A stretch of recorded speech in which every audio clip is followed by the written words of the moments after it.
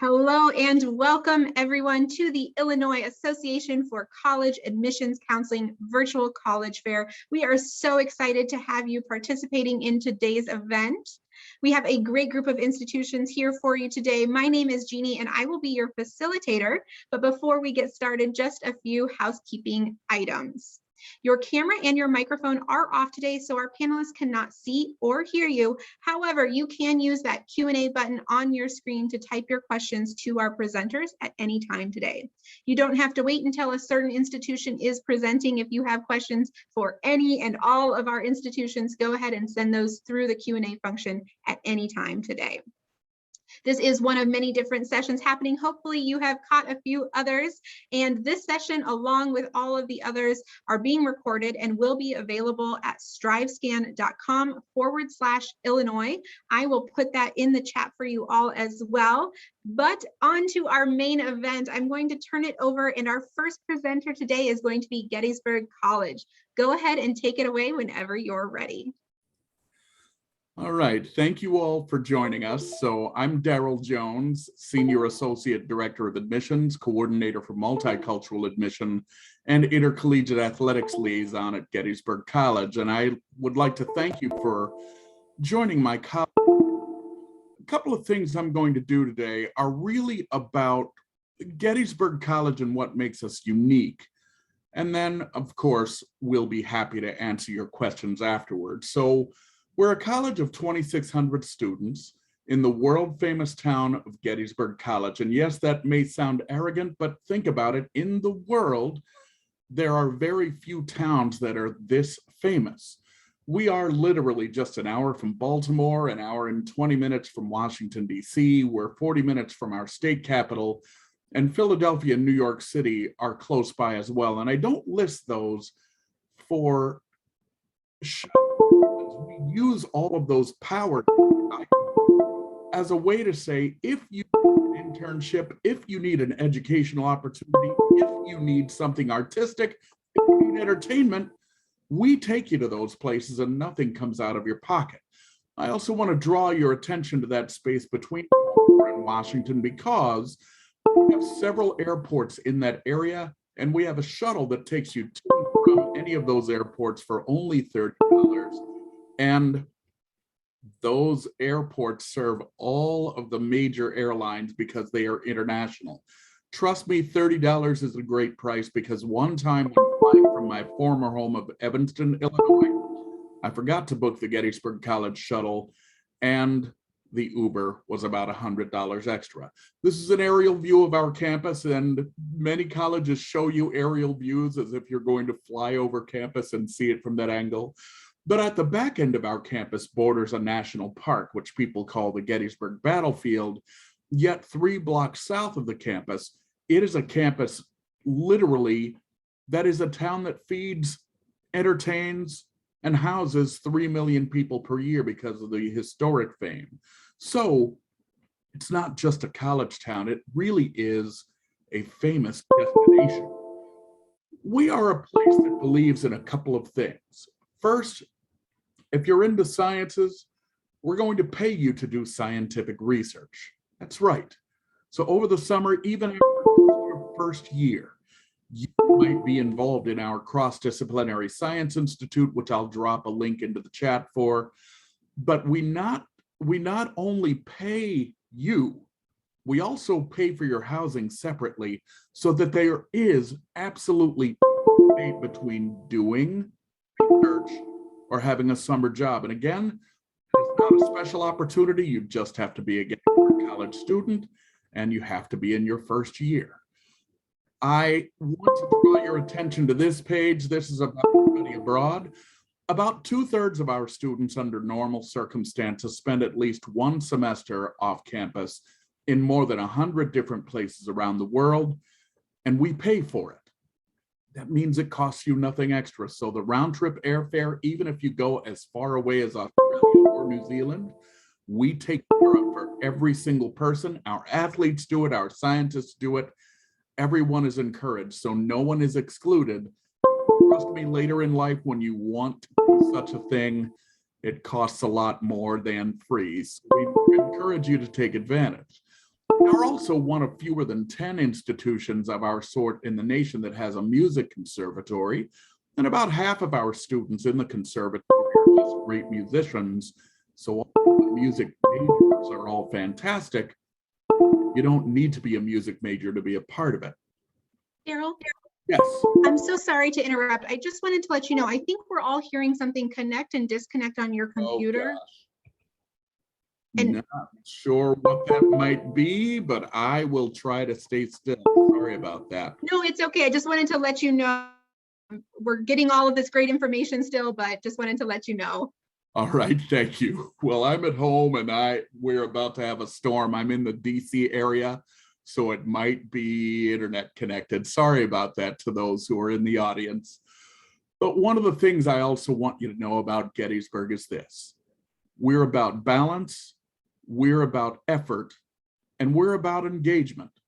So we measure that in a couple of different ways. First, by having a wonderful Division III athletic program in the Centennial Conference and having an all-student GPA that is actually lower than our athletic GPA. So our athletic GPA means that we are inviting scholar athletes to be a part of our community. That picture of the White House is a reflection that our Eisenhower Institute for Public Policy and Leadership has one office on Gettysburg's campus and another one literally a 5-minute walk from the White House. None of this really matters unless we secure you a great outcome. So along with great grad school admission rates, which all of our institutions have, we are also making sure that almost all of you, so 98% of you, are in a career field that you want to be in within 3 or 4 months of graduation, but certainly within a year.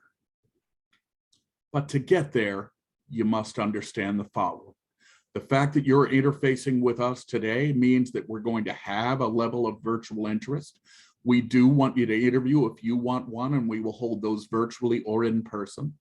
We have been test optional since 2006, so we're not new to reviewing applications without testing. If you must know averages, 30 was the ACT average 2 years ago, and about a 1340 or slightly above that was the SAT average 2 years ago. We didn't publish one for last year because too few people took the tests to make the averages viable. We're all, I hope, going to talk about admissions. What I want you to know is that all of us that are on this session right now are your links.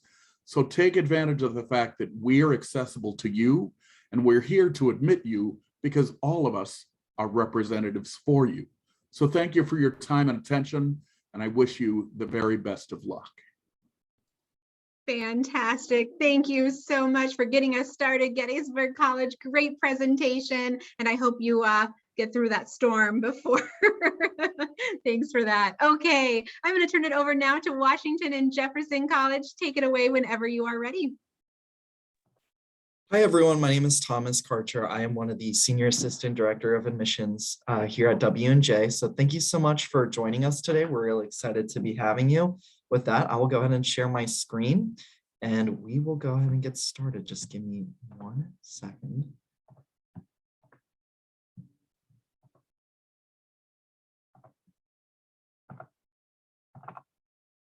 Okay, and everyone should be able to see my screen now at this point. So I'll go ahead and jump right into it. Just a little bit about Washington and Jefferson College. We're located in Southwest PA. So I'll talk a little bit about who we are and where we are. So you can see we're on right on the southwestern part of PA. We're about 35 minutes south of Pittsburgh, Pennsylvania. So we're relatively close by to the city. Washington, for me, isn't really a town. It's not really a city either. It's kind of a little bit of the in-between, but it's a great area. But, you know, if you ever do want to get into the city, you're only about 30 or 35 minutes away. And you can see here, we're close by to a lot of major cities from Chicago, DC to New York, Cleveland and Columbus are about 2.5 hours away. To get into Charlotte, or it's about 6.5 hours. So there's a lot of day trips a lot of our students are able to make, which they really enjoy doing as well.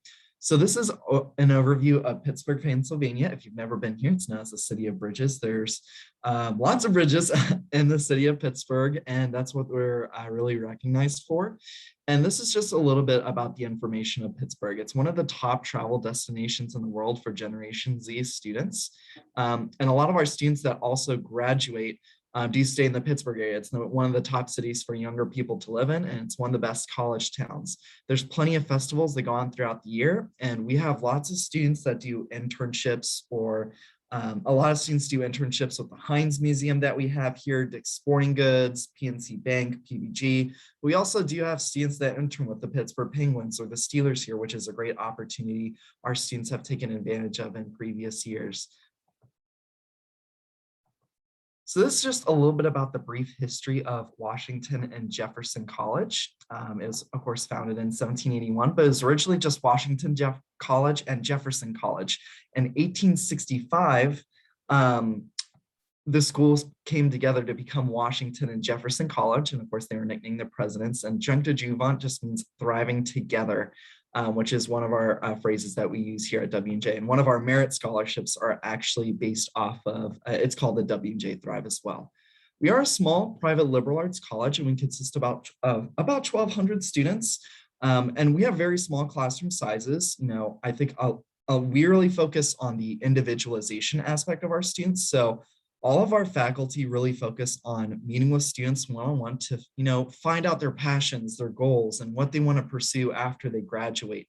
And I think because a lot of this success too, just over 96% of our students that have graduated were full-time employed or graduated within 6 months of graduation, which is very impressive. And we hope, of course, that continues to go up. So you can see here, we do have small classroom sizes of about less than 20 students. Average wise, it's about 16 students per class. You can see many of our faculty here do hold terminal degrees, and 40% of our students do study abroad here as well. This is our list of majors and minors. We do have over 34 majors and 34 minors. W&J is well known for its health and law programs. So we actually have over a 90% acceptance rate into each of those programs. And a majority of our alumni actually are doctors and lawyers as well. So they have a lot of success. They actually do finish medical and law school as well, which is really important. So other than those programs, any of our science majors, of course, are our most popular, along with political science and any of our business programs as well. So you can see we do also have our list of pre-professional programs. We have a really unique 3-2 engineering program where students can actually partner with any of our partner programs. So they do get 2 undergraduate degrees essentially in 5 years. And Washington University in St. Louis has a 3-3 program where you can also get your master's as well. Our Magellan Project is a really great opportunity for our students potentially looking to study. Of course, we do have nearly 40 study abroad opportunities that students can choose from, but our Magellan Project is an opportunity where students, based off of their major or minor, can pursue a topic of their choice. They get to decide what they would like to study and where they like to travel to. And as long as it's within 2 weeks and the W&J Academics Office approves it, they will cover all of your costs, including your travel. So it's a really great opportunity that our students take advantage of if they've had dream research that they've always wanted to do. And you can see that there's a couple of examples right here that our students have actually followed and pursued. So this is just a little bit, as I mentioned, we do have nearly 40 study abroad over nearly 40 study abroad opportunities that students can choose from. We do have J-term, which is abbreviated travel as well. They take 1 class, which is usually 7 to 10 days after their winter break. So they'll take a J-term before they start their spring semester. And then just a little bit about our clubs and organizations. We do have over 70 active clubs and organizations here at W&J. So there's a lot to get involved in. And we do also have Division III sports. We do have 26 varsity teams. So there's plenty of varsity teams. We do, of course, have football. We do have basketball and a majority of other sports too. So there's a lot of interest for athletics at W&J. And then this is just a list of some of our programs. We are very committed to helping the student and finding, having that academic success. And while you do have an advisor all 4 years, it's important too that we do have other programs and help that we do set in place, such as tutoring and support teams and life and career preparation. So all of that, of course, is very important. Finally, this is just some statistics that we do have here. I know I talked a little bit about it already, but you can see that 97% are employed or continuing their education within 6 months. And of course, I did mention a couple of the other, the law school and medical programs as well.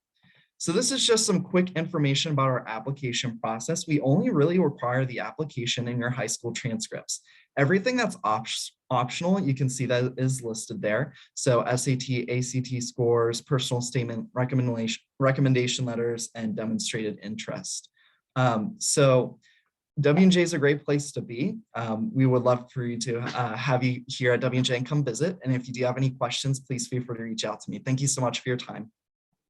Great. Well, thank you so much, Washington and Jefferson College. Great presentation as well. All right. As Arcadia University pulls up their presentation, I just want to remind everyone that that Q&A function is live. So go ahead and get your questions in. But we are ready whenever you are, Arcadia. Go ahead.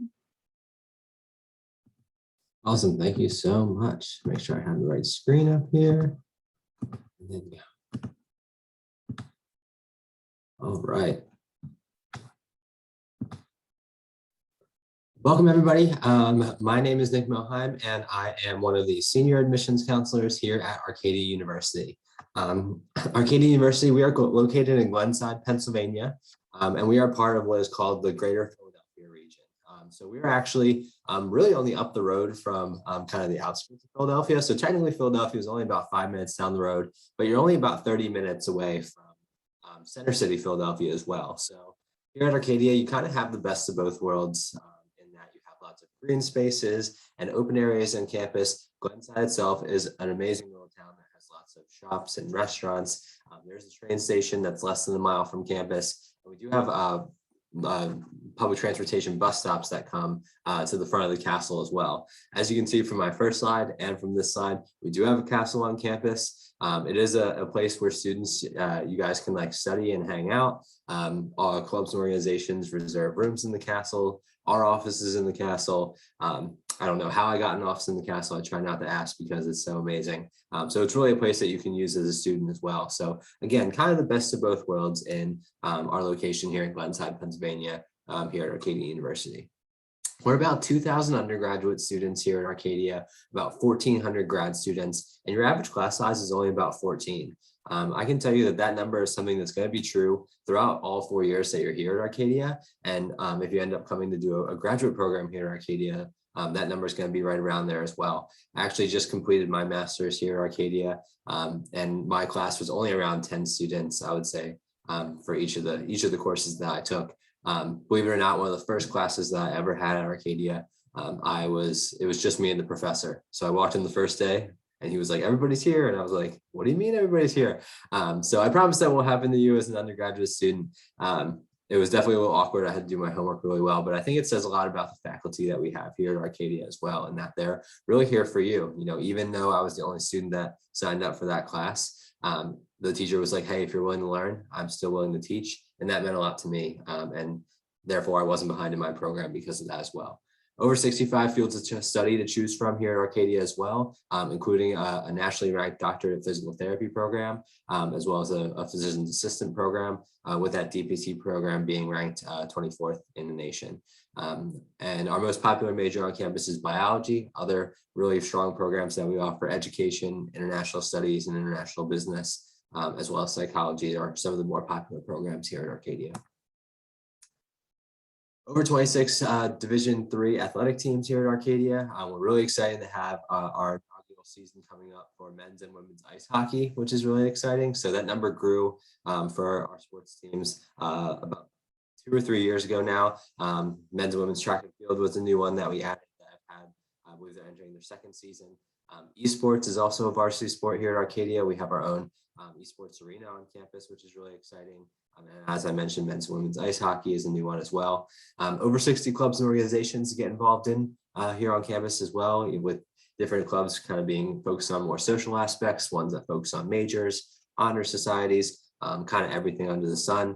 And you are guaranteed housing all 4 years that you're here at Arcadia as well. We offer traditional style residence halls, suite style residence halls, as well as apartment style housing that's only about a block away from campus, but is still considered on campus housing. And it wouldn't be Arcadia if we didn't talk about studying abroad. Here at Arcadia, studying abroad has been something that's been in our DNA ever since we were founded as Beaver College back in the 19th century. And we've been nationally ranked in study abroad participation for over the better part of a decade. We're actually #1 in study abroad participation this year.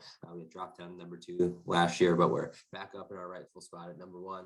And as you can see, that over 3/4 of our students are going to go abroad and use their passport before they graduate. There's really no limitations on where you can go while you're here at Arcadia as well. The class of 2020 earned credits in 39 countries overall. Whoops. However, if there's a place that's maybe not in that 39 countries that you're interested in going, our Office of Study Away does a great job of helping you find a program that is the most beneficial for you, when you're either earning credits or having an internship while you're abroad there, and making it the best experience that you can. We have a number of unique study abroad experiences that we offer as well. We actually have a number of opportunities for first-year students to go abroad. So if you're really itching to go abroad, we have our first-year study abroad experience that goes to our London Center, as well as a preview program, which is a week-long program that we offer for first-year students as well. And that preview program is by far our most popular program that we offer for studying abroad, and it's highly subsidized. So it's actually less than $900 for all of your airfare, your housing, any excursions that you do, and most of your meals while you're abroad during a week of spring break during your first year. That being said, we could talk about studying abroad forever. So I'm happy to answer any questions in the future if you guys have questions about studying. A little bit about the application process for us here at Arcadia. We are on rolling admissions. So as you submit your application and all your other materials, we will review your credentials in about 2 or 3 weeks and get a decision out to you. We are on the Common App, and we're also on the Coalition application. There's no fee for either one, so there's no preference on which one you choose. We will need your high school transcript. You can either have that sent through your high school, or you can submit it through our portal that we have as well. And we need 1 letter of recommendation from either a teacher or a counselor. We are test optional here at Arcadia, so you don't have to submit your test scores if you don't want to. However, you can submit them for admission if you would like. You're also automatically considered for merit-based scholarships when you apply to Arcadia as well, so there's nothing separate that you have to do for that, in addition to submitting the FAFSA to us. We do have a virtual 360 tour that I encourage you all to check out and learn a little bit more about the castle and campus, and excited to hear from you all. Thank you so much. Awesome. Well, thank you, Arcadia University. Another fantastic presentation. We appreciate it. All right, we're going to hear now from Penn State. Take it away whenever you are ready.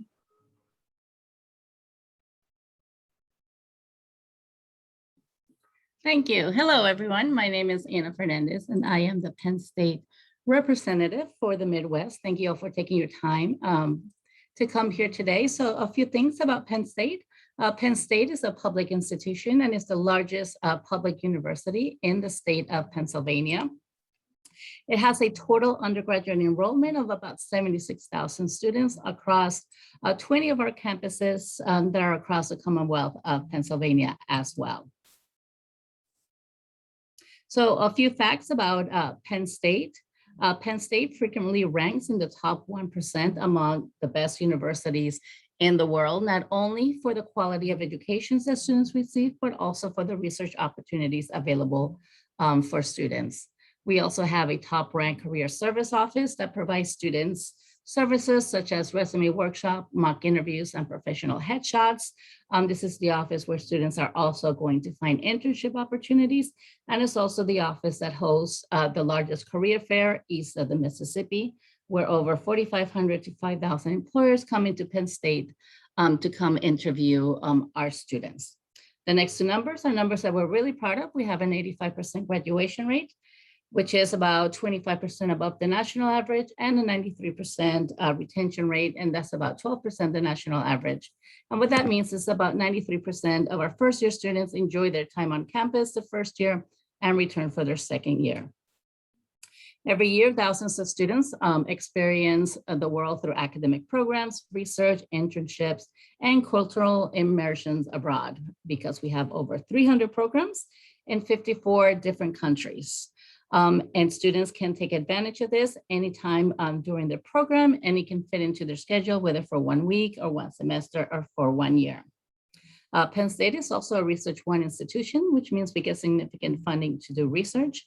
over $1 billion annually. And there are research opportunities in most academic colleges, not only in the sciences, but also in the liberal arts and in all of our campuses as well. And I'll talk about our campus system in just a little bit. And even though Penn State is a large institution and you will have a few of the larger classes, for the most part, our student to faculty ratio is going to be about 16:1, especially when you start taking all of your core classes.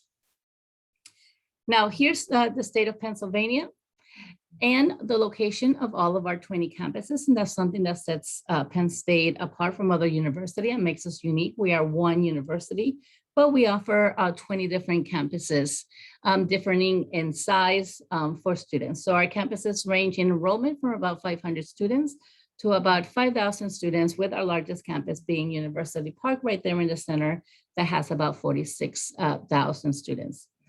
All of our campuses offer their own 4-year degree should students want to stay at just one campus, or students can take advantage of Penn State's unique 2+2 plan, where students can start their program for the first 2 years at any one of those campuses that you see on your screen, and finish it for the last 2 years at any other campus. It usually is University Park right there in the center. As you can see, some of those campuses have little houses on them that represents on-campus housing. The red represents where students are required to live on campus for the first year. And the ones that don't have any housing just means that there's no on-campus housing, but there will be housing near the university. It's just not going to be university owned. As you can see, we also have several airports around our campuses. One at University Park, our largest campus, so students can fly right into our campus. We have one in Pittsburgh and Philadelphia and in Scranton. So you can fly into any campus that you choose to attend. So it's easy to get to and from campus and to and from home. We offer over 275 majors and over 185 minors. We have some in what we call academic colleges.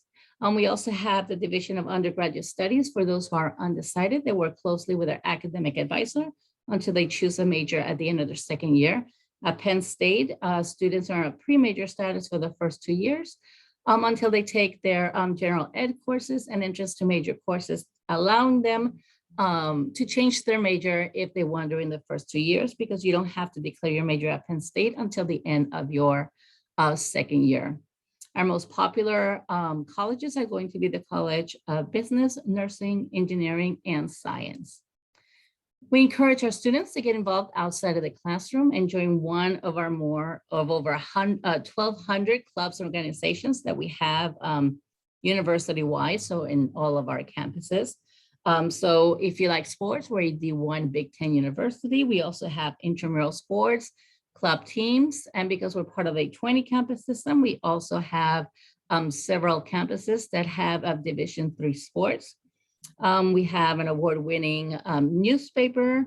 We have the world's largest student-run philanthropy called Fund that raises money for pediatric cancer every year. We have 58 religious organizations and groups.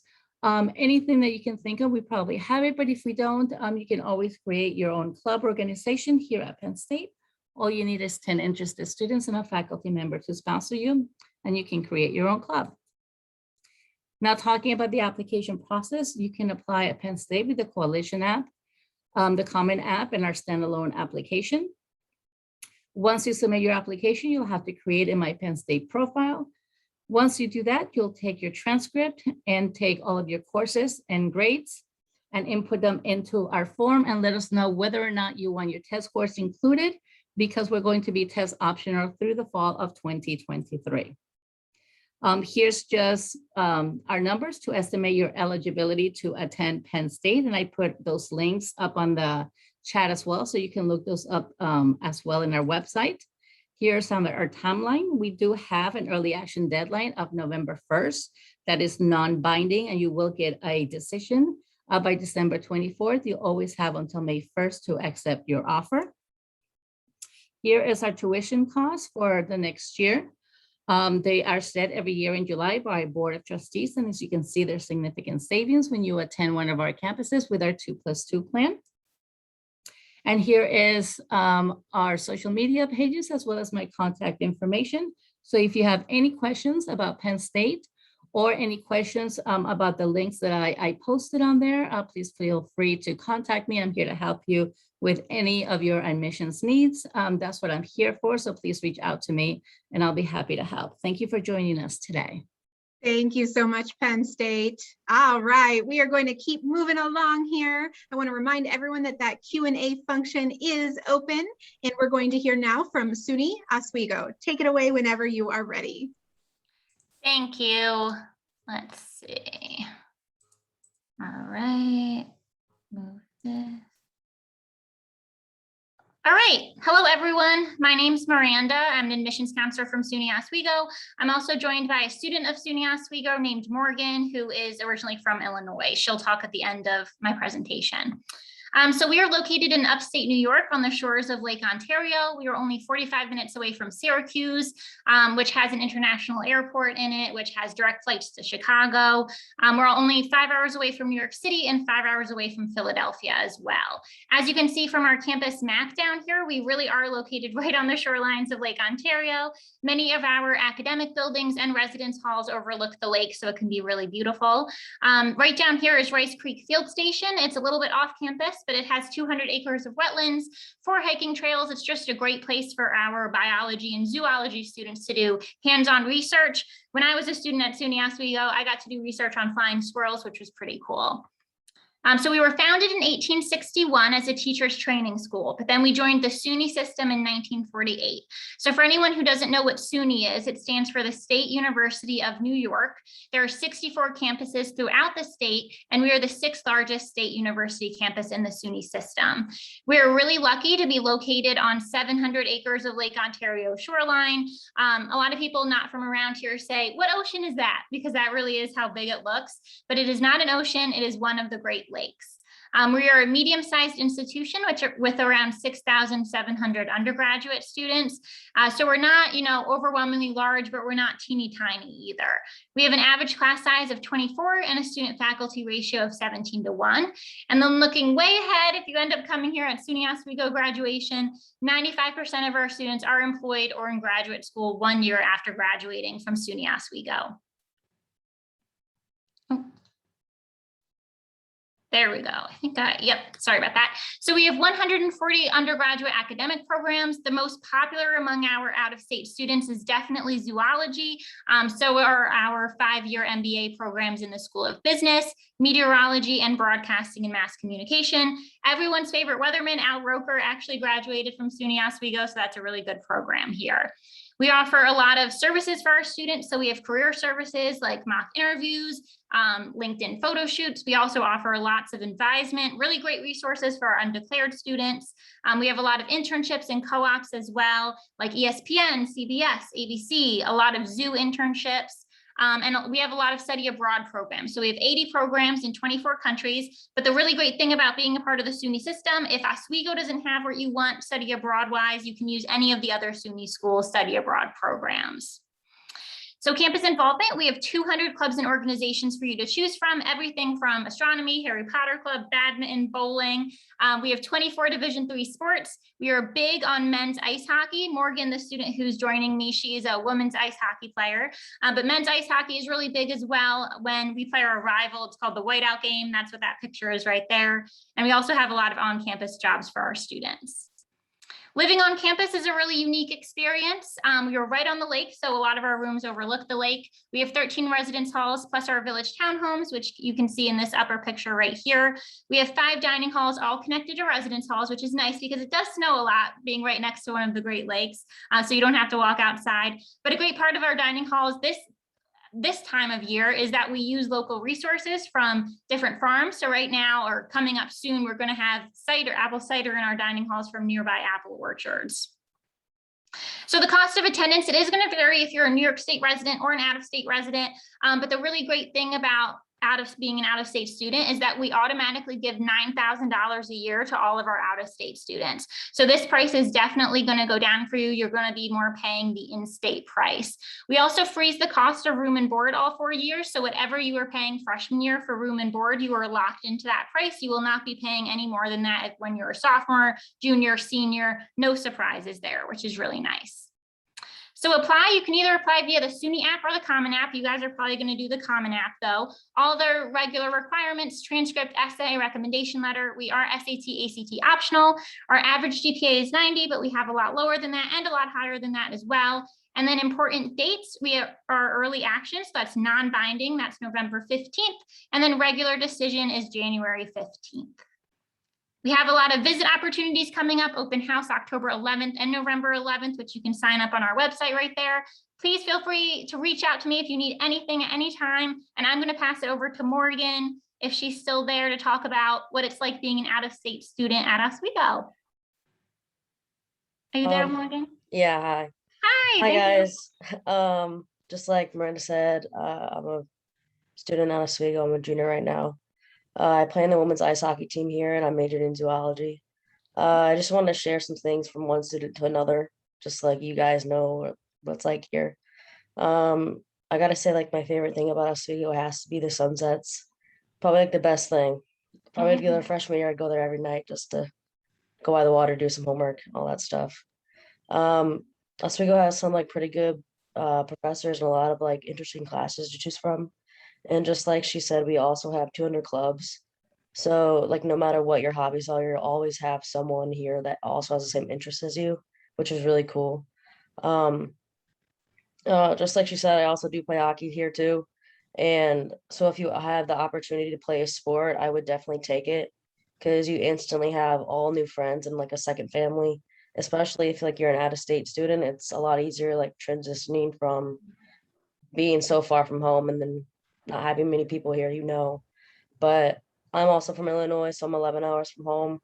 So I just think if you can go out of state for school, I'd say do it because it's one of the best things because you'll meet a lot of new people and a lot of different cultures, which is really nice.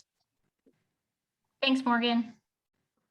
And both so much. It was great to hear from a student from SUNY Oswego as well. We have one more institution who is going to close up this portion of the event. So go ahead and close us out, Syracuse University, whenever you are ready. Great, thank you. I'm starting to share my screen here, maybe. Okay, so my name is April Lynch. I am an Associate Director of Admission here with Syracuse University. Thank you for joining us today. I know it's such a beautiful day out and you want to be outside, but Syracuse is very easy to get to, as many of the other Northeast colleges here are today. You can fly directly into Syracuse. Plane, train, or car, you can find us. We have about 15,000 undergrad students, a few thousand grads. We're firmly in that mid-size range for institutions. We have about, let's try to downsize this, 15-to-1 student faculty ratio. We're liberally arts-based, so about a third of our students are in something in the College of Liberal Arts. We have a average class size of about 26 students. With that said, 60% of our classes have 20 or fewer students in them. We want to make sure that you feel comfortable talking to your professors and that you have those small classes that you deserve. Many of our top programs are in the top 5, 10, 15 in the nation. We have over 200 majors and 100 minors. Any of those that are marked with an orange asterisk, you can apply to and be a student in as an undecided student. So if you like business, for example, but you're not sure about the major within business, you can apply to our Whitman School of Management as an undecided major, and then decide later on which area of business you're going to be going into. We're probably most well known for our broadcast and digital journalism majors, our special education, sports management, sports analytics, social work, marketing, things like that.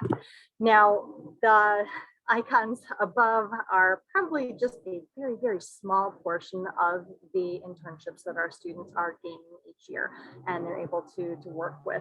Part of how our students gain internships is we have integrated academic and career advising offices in each academic college. So they only work with students from that area. So a student comes into Syracuse, they have 3 different advisors. First will be an academic advisor who will help them take a look at their classes, make a plan for the next few years, make sure they're on track. Then they'll also have a career advisor, someone to help them find internships, to work on their cover letters, resumes, LinkedIn, all of that fun stuff.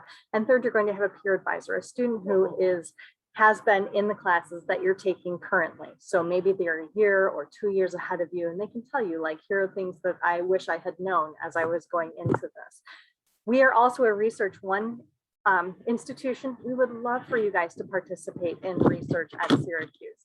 So for example, here on the left, this is Nikita and Brianna. They're looking at reducing waterborne illnesses in India. So they created a SARI with a built-in water filtration system, and they're marketing it now. You know, students like this student here on chemistry, she is working with our chemistry professor who's working on oral insulin for diabetes. We have many, many other projects going on, some that are student-led and some that are professor-led. So whatever you're interested in, I hope you consider doing research with us at Syracuse. Study abroad, it's been mentioned several times this afternoon. We also have a fantastic program. We are ranked 11th in the nation in study abroad. There is over 100 programs around the world. So in about 60 different countries, you can go for a semester, a year, over the summer. We're pretty flexible as to when you can go. We have different campuses as well. So these are places where we may have our own faculty, our own facilities in other countries. So London, Madrid, Strasbourg, Florence, and Santiago are where these are located. Again, if you would like to study abroad, please, please do. We want you to have that opportunity. The picture here is actually our Central European trip. So they stay in Berlin and they will go to about 6 different countries during their stay and learn different things in there. As far as engagement, we have over 300 clubs, athletics, and organizations. Our school spirit is through the roof. And yes, this picture was taken prior to the pandemic, but it shows an example of just how excited our students are to participate and hang out. We have everything from, of course, social organizations to academic ones, you know, whatever you are interested in. We also bring in some guest speakers. So every year we have a book club and we will read that over first semester, bring in the author afterwards. Margaret Atwood has come in, you see Trevor Noah on there. They'll come in, they'll discuss their book with us and sometimes even go into small classroom settings. It's pretty exciting. Now the Barn Center at the Arch is recently renovated. It is a one-stop wellness shop. So we've brought in exercise facilities, counseling offices, spiritual, we have a mind spot, esports, a pet therapy area. So we're trying to combine everything to make your whole person well in one area. We also want to talk about living on campus. Your first 2 years, you are required to live on campus with us. After that, we see most of our juniors tend to choose to live with us.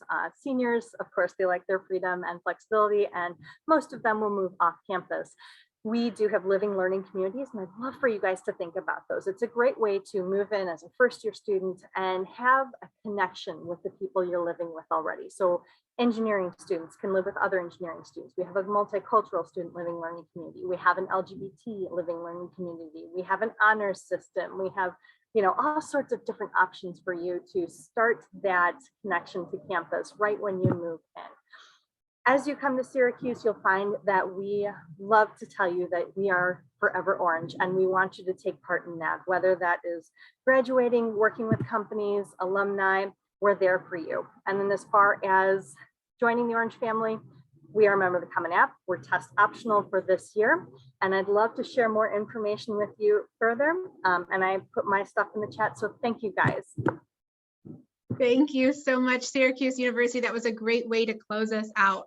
All right, we are running short on time, but I want to make sure that we get to this one Q&A question that's going to give us all a little bit more to remember about each of these campuses. So if I could have all of our experts join us on video here. The question I have for you all is, what is one thing that you want students to remember about your school? We'll go rapid fire, kicking it off with Gettysburg College. All right, this can only be claimed by Gettysburg College, but the Gettysburg Address, which I know you all had to memorize, only happened because David Will, Gettysburg graduate, invited Abraham Lincoln to give that address, and now you will replicate the walk that our students took to go hear a famous person do that in your first year.